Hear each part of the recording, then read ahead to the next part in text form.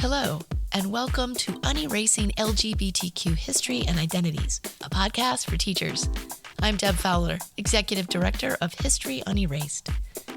In Season 2, my colleagues Kathleen Barker and Dinah Mack have introduced you to a few of the characters featured in our Intersections and Connections curriculum, and some fascinating and empowering backstories. In this final episode of Season 2, Kathleen will unpack the history behind the Christopher Street Liberation Day March, which we replicate in various ways during Pride Month. Please note, the primary source content you will hear in this episode captures the language of the time and does not reflect modern terminology. But to start us off, here is a quote from the group that has been leading the New York City Pride March since 1987. We reached out to them and asked, "Why do you march?" And this was their response.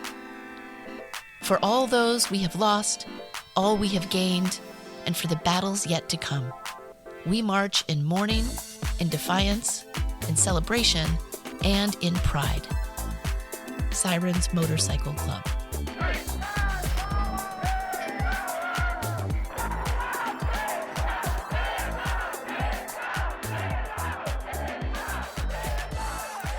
Do you know why June is Pride Month? Have you ever wondered why we use the word pride to celebrate LGBTQ joy in the first place? Today, we often associate pride with parades and celebrations. But how do our current pride celebrations compare with the first Pride March? What do pride celebrations look like in other parts of the world? This episode is all about, you guessed it, pride.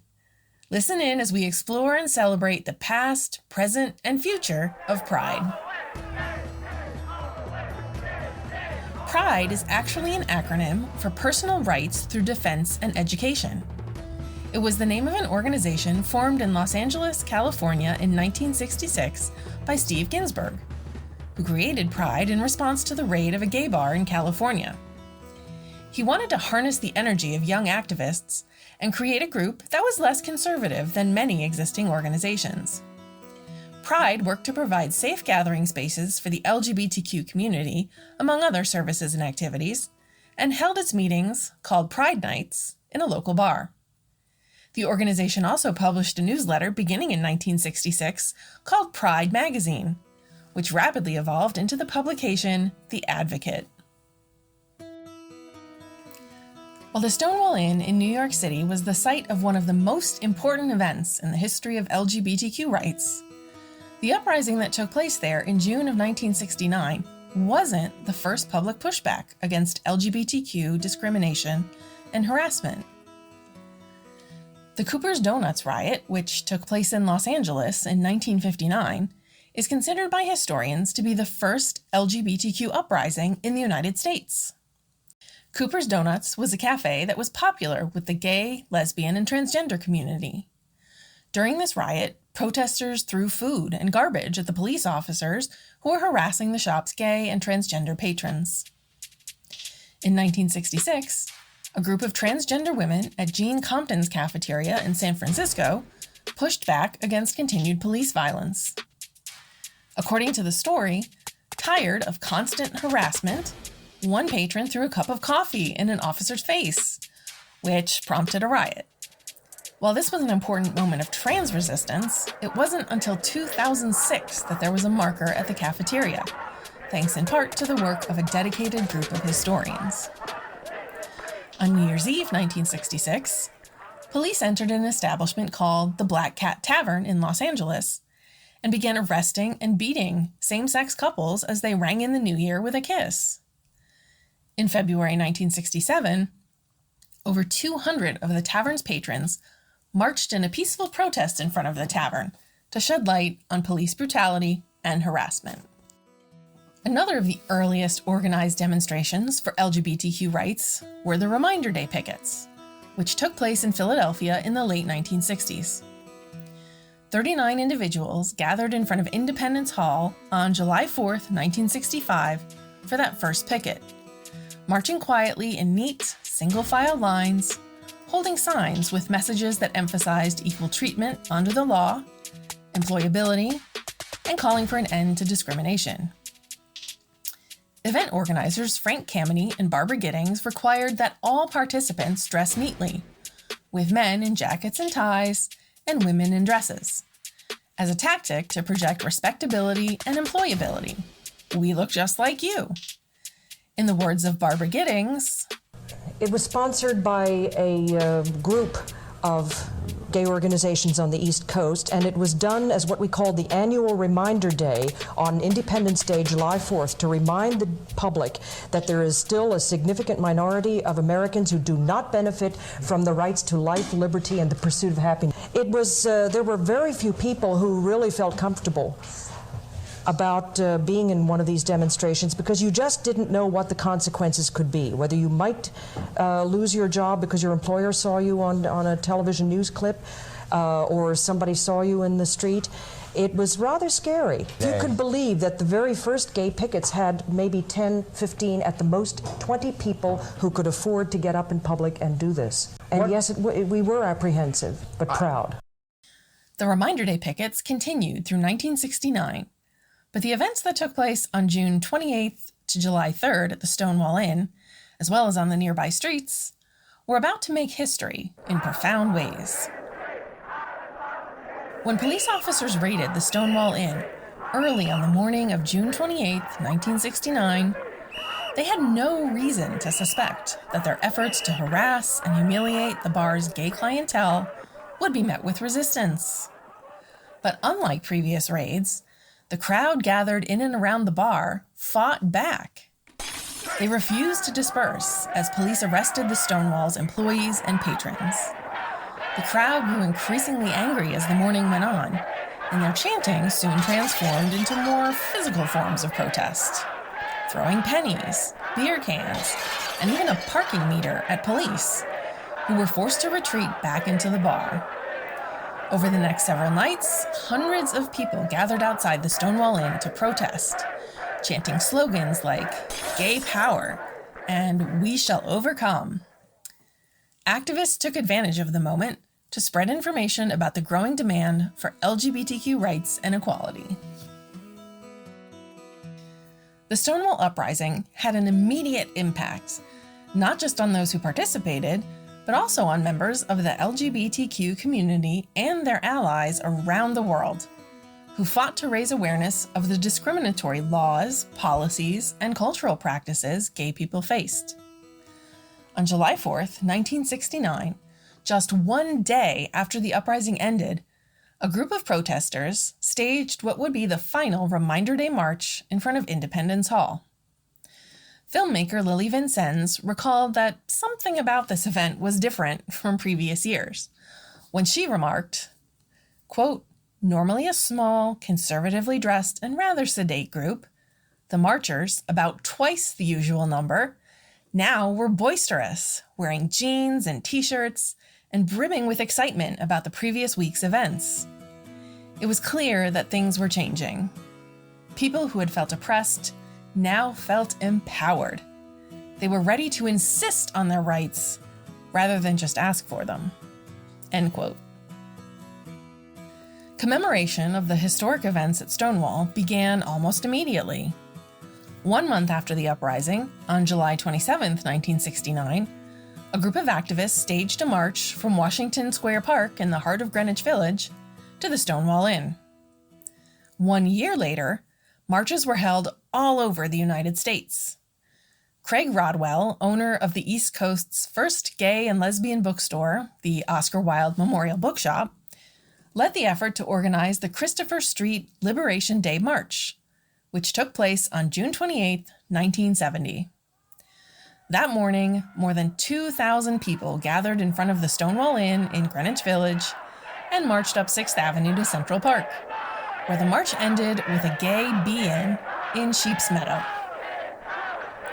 Similar marches were held on the same weekend in Chicago, San Francisco, and Los Angeles, where the marches were called Christopher Street West, a specific reference to the Stonewall's location at 51 and 53 Christopher Street.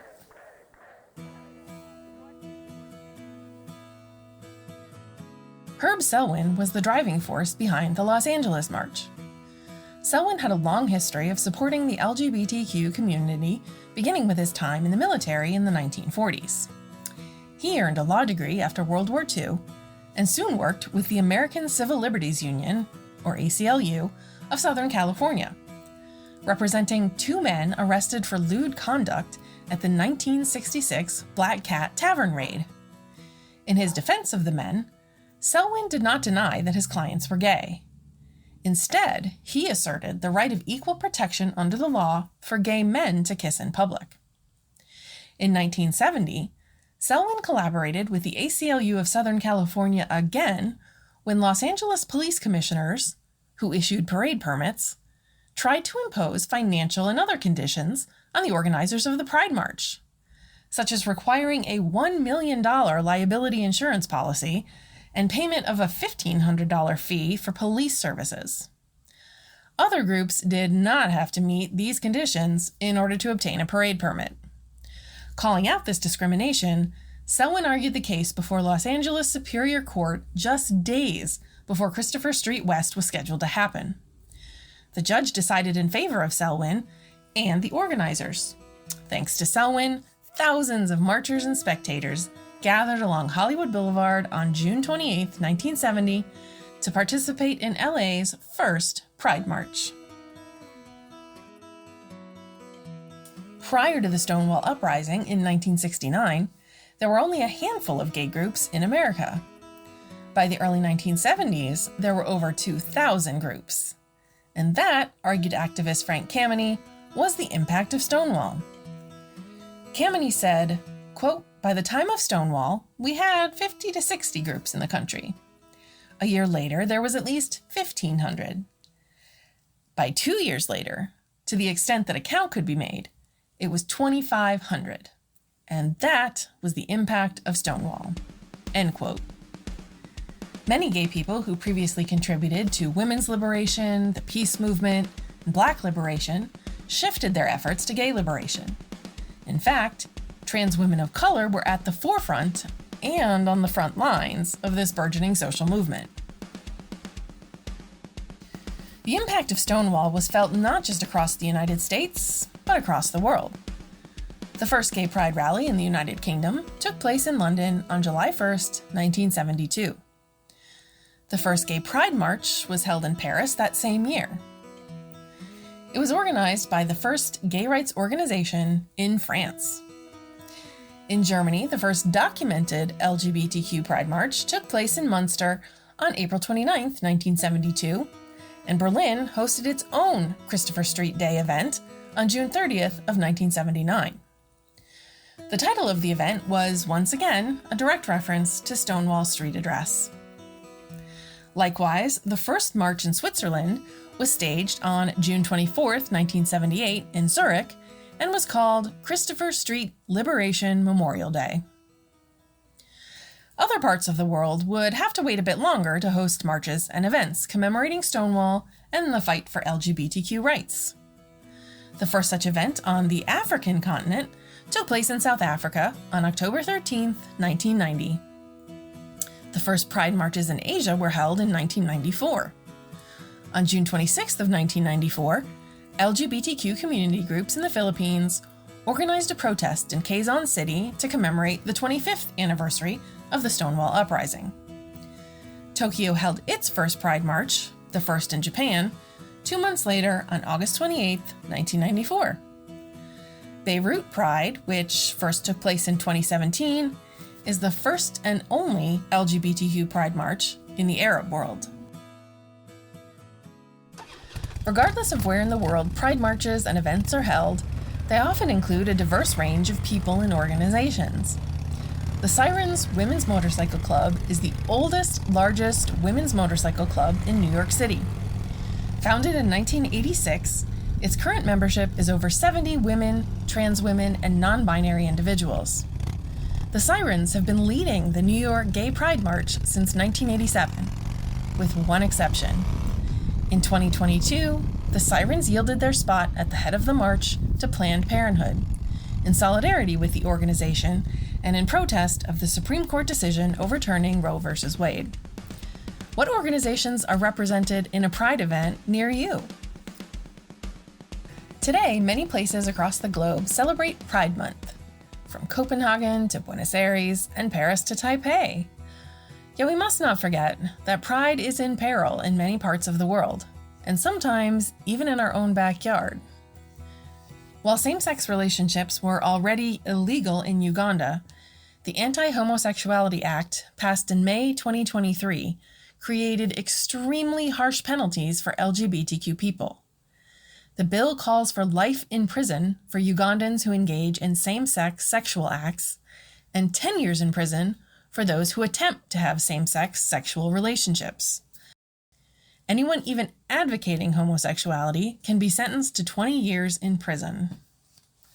Closer to home, across the United States, state and local legislators have introduced hundreds of bills that call for harsh punishments for those who provide gender-affirming care, give educators the right to override students' pronouns, make drag shows felony offenses, ban books that validate diverse gender identities, and prevent trans individuals from receiving even basic legal recognition.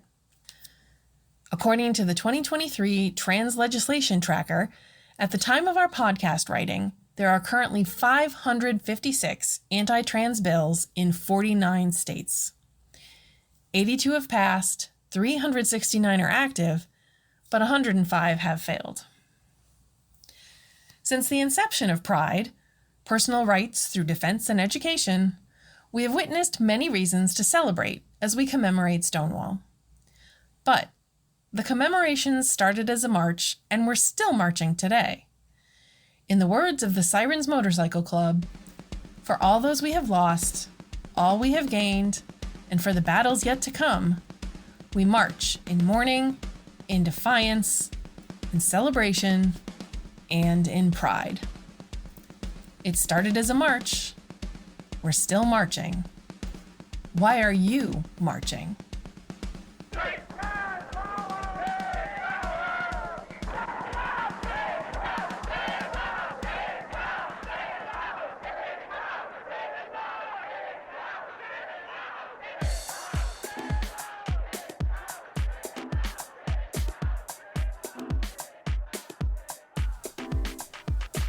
The Stonewall Inn was added to the National Register of Historic Places in 1999, designated a National Historic Landmark in the year 2000, and on June 24, 2016, Stonewall became the first United States national monument dedicated to LGBTQ rights and history. Kathleen Barker is History Unerased Program Director and is a library and information specialist and public historian with 20 years of experience as a museum and library educator.